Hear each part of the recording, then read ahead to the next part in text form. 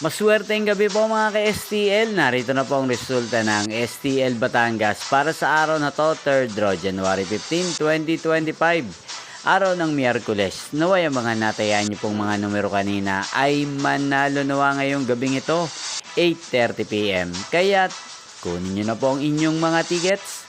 Narito na po ang resulta. Ang mga numerong nanalo sa STL Batangas ngayong gabing ito, January 15, 2025. 8:30 PM.